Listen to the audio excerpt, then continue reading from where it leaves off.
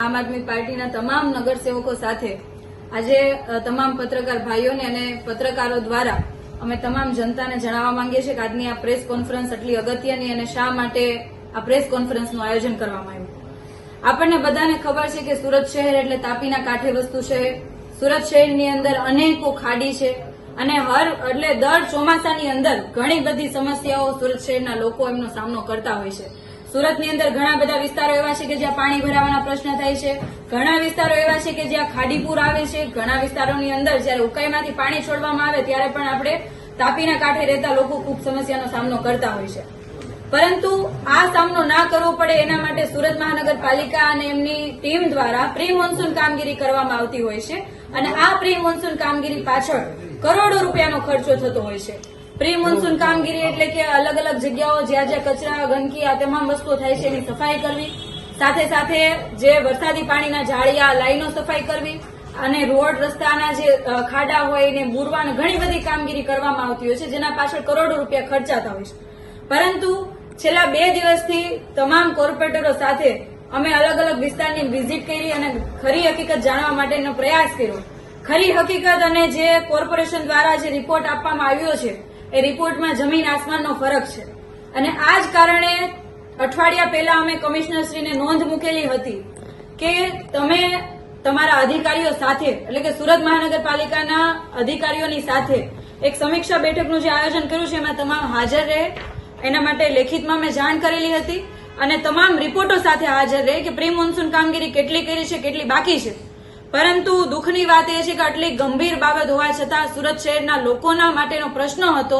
અને આવી ગંભીર મિટિંગની અંદર પણ સુરતના કમિશનર અને સાથે સાથે જે ડિપાર્ટમેન્ટના અધિકારીઓ હતા એમાંથી કોઈ હાજર રહ્યું નહીં,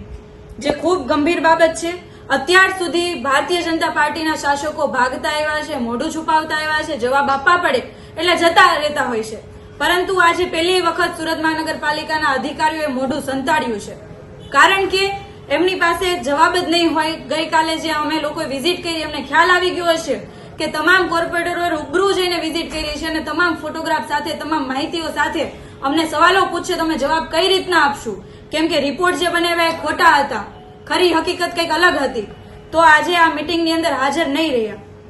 આપણને બધાને ખ્યાલ છે કે દર વખતે પાણી આવે છે, પરંતુ આ શા માટે પાણી આવે છે ખરી હકીકત આ તમારા બધાની સામે છે। અલગ અલગ જગ્યાના જે ફોટોગ્રાફ જુઓ તમે, સાથે સાથે જે રિપોર્ટ છે રિપોર્ટ જુઓ, તમામ વસ્તુ અલગ હતી।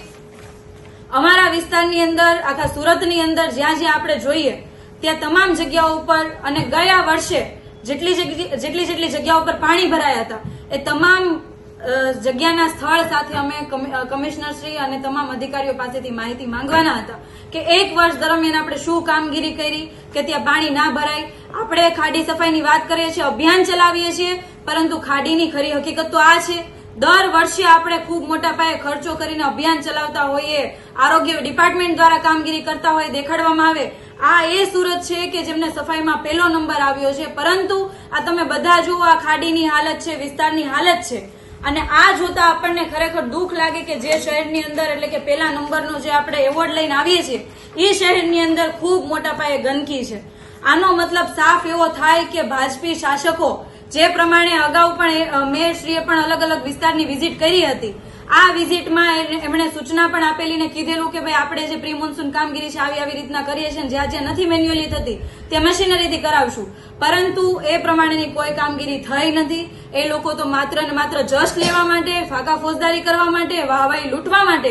અને પોતાના કોન્ટ્રાક્ટરોના ખીચા કઈ રીતના ભરાય ને કોન્ટ્રાક્ટરો થકી પોતાને ફંડ કઈ રીતના મળે એના માટેનું દર વર્ષનું આયોજન કરતા હોય છે। આ વર્ષે પણ એવું જ આયોજન કર્યું છે। અત્યાર સુધી ભાજપી શાસકોએ મોઢું સંતાડ્યું અને ભાગ્યા અને આજની આ ગંભીર મિટિંગની અંદર કમિશનર દ્વારા જે પ્રમાણેની બેદરકારી અને જે પ્રમાણેના અધિકારીઓ હાજર નથી રહ્યા એ લોકોને બિલકુલ ગંભીરતા નથી, એ સાબિત થાય છે। અને આના કારણે હવે ભવિષ્યમાં જ્યારે વરસાદ આવશે ત્યારે અલગ અલગ વિસ્તારોની અંદર જે પ્રમાણે પાણી ભરાવાના પ્રશ્નો ઉભા થશે, ખાડી પૂર આવવાની સમસ્યા થશે। ગયા વર્ષે પણ ખાડીની અંદર એક બાળકનો જીવ ગયો હતો। આ વર્ષે એના માટે અમે વિચાર્યું કે ચલો આપણે રૂબરૂ જઈને જોઈએ અને આવું ના થાય ભવિષ્યમાં એના માટેનું આયોજન શું કર્યું છે અધિકારીઓ પાસેથી જાણીએ, પરંતુ આજે એ લોકોએ મોઢું સંતાડ્યું છે અને આશા એવી રાખીએ છીએ કે આ વર્ષના ચોમાસા દરમિયાન કોઈનો જીવ ના જાય અને લોકોને જે દર વર્ષે હાલાકી ભોગવવી પડે છે એ ભોગવવી ના પડે. પરંતુ હાલની પરિસ્થિતિ કંઈક અલગ છે અને આવનારા સમયની અંદર પણ ખાડીપુર આવવાની શક્યતાઓ હશે,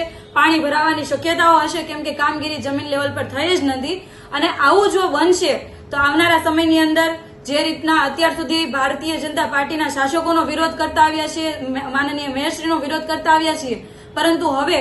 શાસકોની સાથે સાથે આ તમામ અધિકારીઓનો પણ વિરોધ કરવો પડશે અને અમે તમામ કોર્પોરેટરો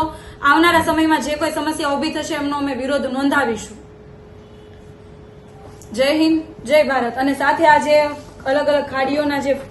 ફોટોગ્રાફ છે એ તમને બધાને, સુરત શહેરની જનતાને અમે બતાવવા માંગીએ છીએ કે આપણે લોકો જે પ્રમાણે ટેક્સ અને વેરો ભરીએ છીએ એ ટેક્સના વેરાનો જે ઉપયોગ છે કોન્ટ્રાક્ટરોના ખીચા ભરવા માટે થઈ રહ્યો છે.